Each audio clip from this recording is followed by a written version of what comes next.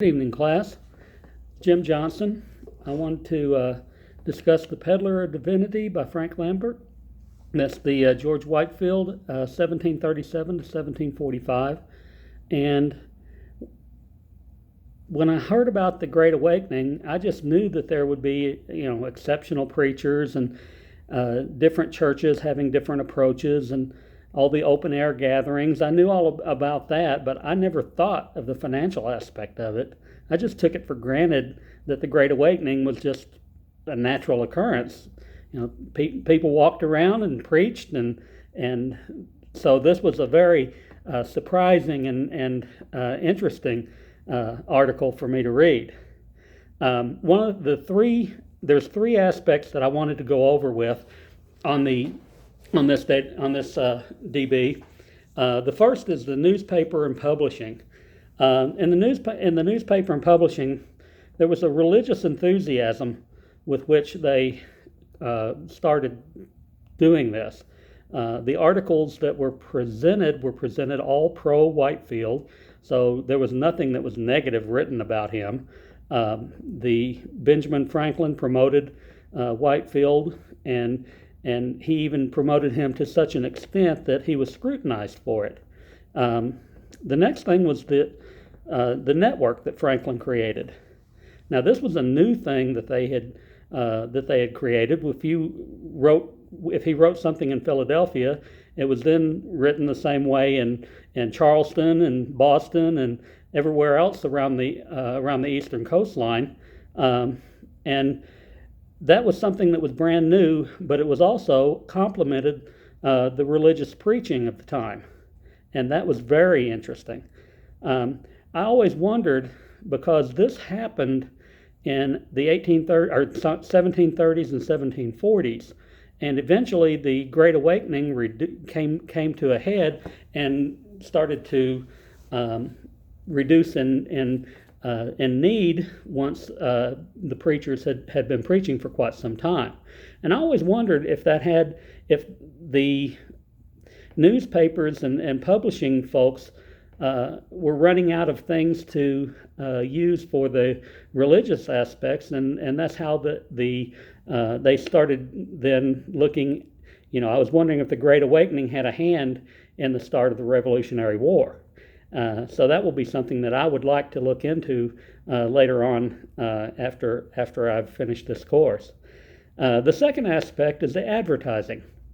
The advertising drove the expectations for revival.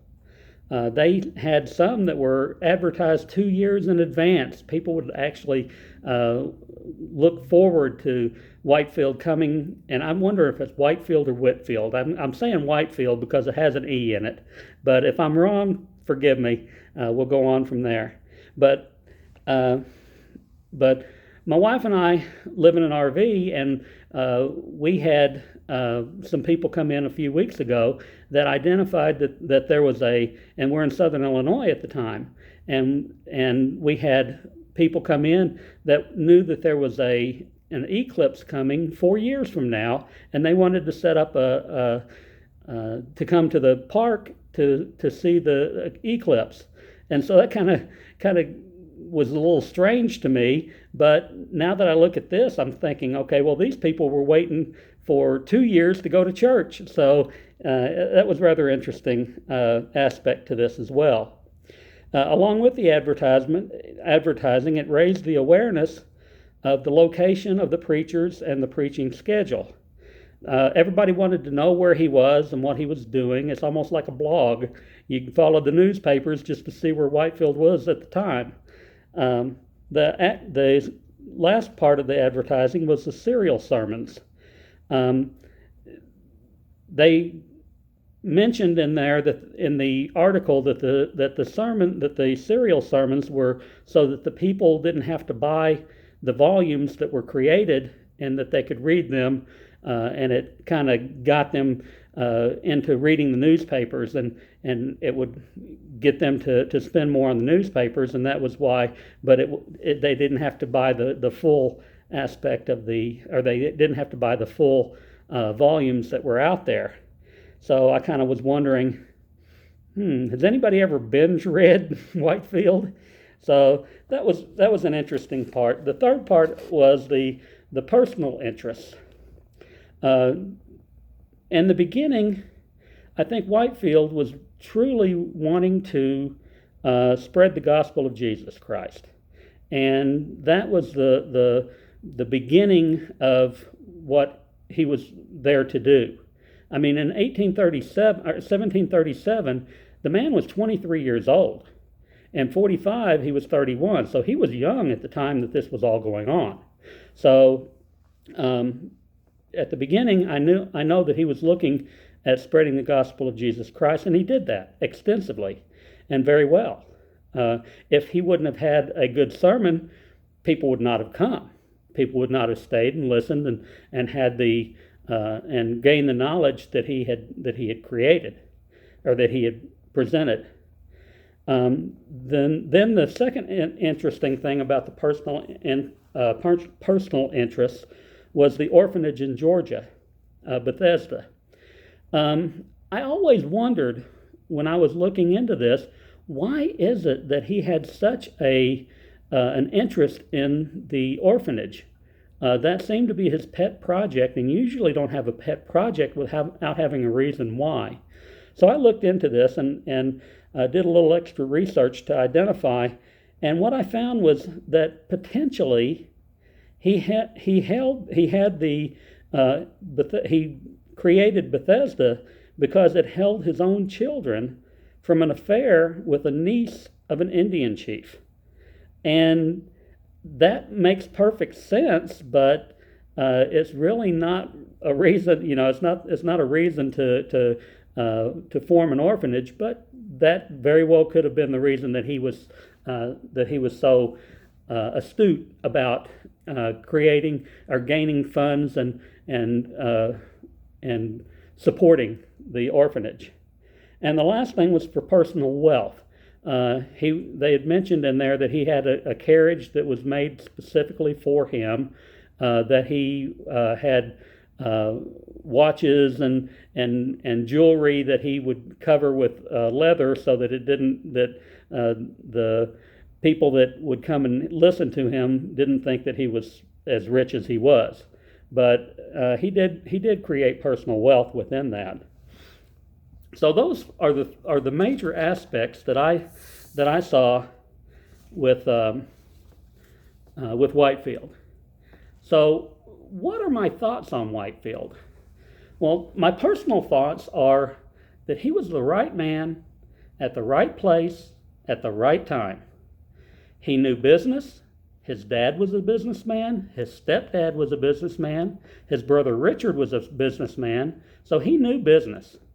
He knew international trade because his brother James owned a ship and would ship cargo from place to place around the Atlantic. And he knew publishing from his friends, especially Benjamin Franklin, who was a very close friend of his. What about the controversy?